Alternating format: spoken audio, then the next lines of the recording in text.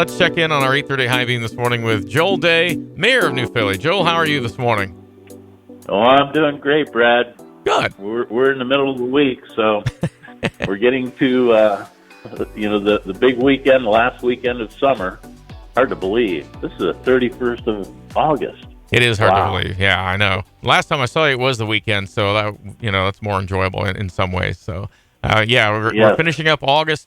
Yeah, it's been a productive summer in New Philadelphia, but let's talk about the future present, I guess. Labor Day weekend. Looks like a lot of stuff going on here. Oh, yeah. Labor Day weekend is always big here in New Philadelphia. The Schönbrunn Village is having I think it's their 8th annual Jam and Food Truck Fest.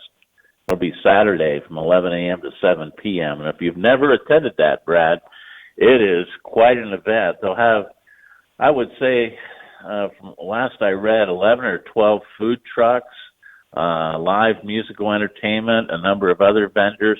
It's just a great celebration that Schönbrunn uses to raise funding for not only Schönbrunn Village, but the Denison Railroad Depot and the Clay Museum down in Uricksville. Yeah. So, if you've never attended it, I encourage you to go because it's just a great time and there's great food there too. So that's always a plus, and that's a good place to have it too. I mean, there's plenty of space, everything's Oh good. yeah, So it's the lower level of Schönbrunn Village. So that's on Saturday. And then on Sunday, our local experimental aircraft chapter is having a fly-in pancake breakfast, and that's Sunday morning. And that's always a big event, too. So you'll see a lot of planes flying into Harry Clever Field on Sunday just to come and spend time with us to eat pancakes and sausage. Nothing wrong with that. No. But that's always a great Labor Day weekend event too, because the EAA does so much to promote aviation among our young people and just in general in New Philadelphia and Tuscarawas County. So this is a big fundraiser for them, and I encourage everybody to go out and support the EAA. And I'll tell you what, those pancakes and the sausage, some of the best you're going to have. Yeah. And plus you'll see airplanes that you don't usually see at Harry Clever Field. So yeah, that's always a great time too. It is, and that's been going on for several years, and I know it's a great tradition to continue there. Yep. So what else is going on in the city? Because I know you've got some business improvements and all sorts of things. Oh yeah. I just want to mention that Sarah Duggar is wrapping up the painting of the Greetings from New Philadelphia mural, which is on the side of the Jim's Place building on West High Avenue. If you want to see a mural artist at work, I would drive by today and tomorrow. Mm-hmm. Sarah will probably have it finished by the weekend, but it's just amazing to me the talent that she has, the talent that other artists in the New Philadelphia area have for creating public art. As she has said here, that's going to be selfie central. Yeah.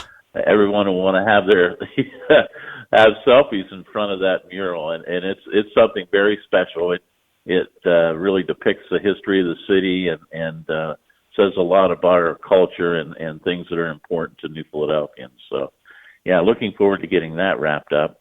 And about business, well, the cleanup at the Howden property is nearly complete. I'll be meeting with Marla Ackridge, the executive director of the County Economic Development Corporation, this afternoon in order to just get an update on that situation.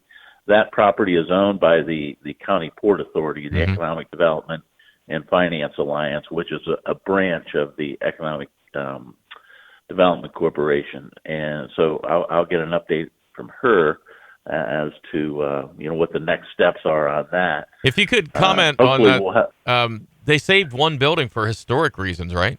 Yeah, exactly. That's the original building. It was built in the 1880s, from what we can determine.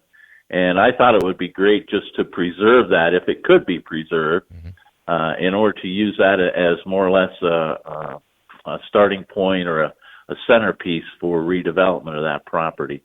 A structural engineer went through it, said it's solid. I mean, we don't build buildings like that anymore. It has steel and big oak beams and the brickwork, and it's right along the railroad tracks, which really adds to the attractiveness and the historic significance of it. So I'm hoping whoever the Port Authority gets to redevelop that site includes that building as part of the redevelopment, because it's something very special. And it's part of our history in New Philadelphia, part of our industrial history. Yeah, it sure is. And speaking of railroad tracks, you got another project that's going on that involves some old tracks too, right? As far as railroad goes? Well, where the railroad used to be going out to Roswell. Oh, yeah, the Roswell Trail. Yeah. Matter of fact, we're going to take gators and try to drive some of that trail today. All right. Yeah. Well, we have to gather some more photos and other information, other data, to make our application to the federal government in order to receive funding to try to develop the trail. The AMLR program that is where the money is coming from, the Abandoned Mines Restoration Program. It's a very competitive grant, Brad, and so we're in competition with 24 other communities for $17 million. Mm-hmm. It's going to take about 3, we estimate, to build a trail to just outside Roswell. But there's a lot of hurdles that we'll have to get over in order to get that kind of funding. So it could be we have to do the project in phases. But we need to go out there today and put eyeballs on it just to see, some of the obstacles on the ground that we're going to have. But, we're hopeful that we get funded.